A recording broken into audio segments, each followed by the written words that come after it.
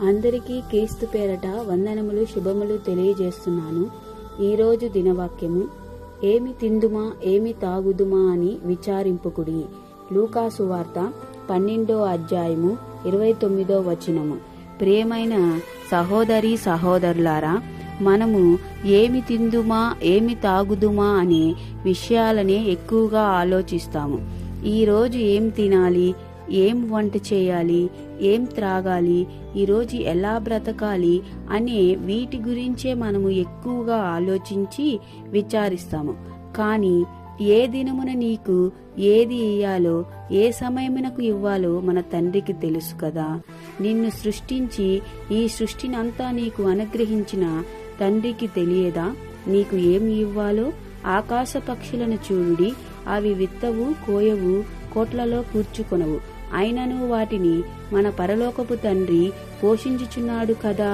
అవి విత్తనము వేయలేవు, పంటను కోయలేవు, అవి దాచిపెట్టుకొను లేవు, అయినను దేవుడు వాటిని సమృద్ధిగా పోషించుచున్నాడు.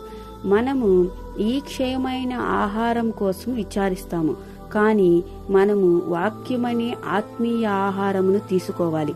అనుదినము దాన్ని తినాలి. అది మన ఒంటికి ఎముకలకు సత్తవయు నిచ్చును. ఈ ఆత్మీయ ఆహారము తినడం వల్ల మనము ఎల్లప్పుడూ ప్రభువులో జీవిస్తాము. ఈ వాక్యమనే ఆత్మీయ ఆహారము కోసము అనుదినము విచారించాలి. మనము ఏ నీళ్లు తీసుకోవాలా అని విచారిస్తాము. ప్రియమైన దేవుని బిడలారా, నిజానికి మనము తీసుకోవలసిన నీళ్లు దేవుడిచ్చు నిత్య జీవపు నీళ్లను తీసుకోవాలి. దేవుడు సమయశ్రీతో, ఈ నీరు తాగితే మీరు మరలా దప్పికొంటారు, అదే నేనిచ్చు నీళ్లు త్రాగితే నిత్య జీవమునకు ఊరెడి నీటి బుగ్గలా ఉబుకుచుండును అని సమరయశ్రీతో మాట్లాడడం మనం చూస్తాం. ఈ నీళ్లు త్రాగితే మరలా మనకు దాహమేస్తుంది. అదే దేవుడిచ్చు నిత్య జీవపు నీళ్లను మనము త్రాగినప్పుడు మనకు ఎప్పటికీ దాహమేయదు. అది మన నోటిలో ఎప్పుడు నీళ్లు ఉన్నప్పుడు మనకు దాహం వేయదు కదా. అంటే మనము నిత్య జీవమునైన పరలోక రాజ్యములో ఉన్నప్పుడు అక్కడ మనకు ఆకలి దప్పులు ఉండవు. మనము దేవునితో జీవిస్తూ సంతోషంగా ఉంటాము. కాబట్టి ఈ నీళ్లను తీసుకునేదానికి మనము ఎల్లప్పుడూ ప్రయాసపడాలి. మనము ఏమి ధరించుకుందామా అనే విషయంలో కూడా విచారిస్తాము. మనము ధరించుకొనవలసినవి ఏవి అంటే సత్క్రియలను ధరించుకోవాలి. మంచితనమును, మంచి క్రియలు చేయాలి. నలుగురికి సహాయం చేసే విధంగా మనం ఉండాలి. ఇవన్నీ మనము పాటించినప్పుడు మనము పరలోక రాజ్యాన్ని స్వతంత్రించుకోగలము. ఇట్టి కృప మన అందరికీ కలుగునుగాక. ఆమేన్. ప్రార్థన చేసుకుందాం.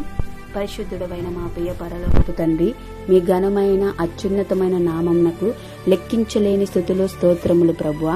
అయ్యా, గడిచిన దినమంతయు ప్రభా మీ కృపలో మమ్మల్ని కాచి కాపాడినందుకు మీకు కృతజ్ఞతాస్తుతులు చెల్లించుచున్నాం నాయన. అయ్యా నా తండ్రి, ఈ దినమున వాక్యం ద్వారా నాయన మాతో మాట్లాడినందుకు మీకు కృతజ్ఞతాస్తుతులు చెల్లించుకుంటున్నాం ప్రభువా. అవును ప్రభువా, నా తండ్రి, ఏమి తిందుమా ఏమి తాగుదుమా అనే విషయాల కోసం మేము విచారించుకుంటా ప్రభువా.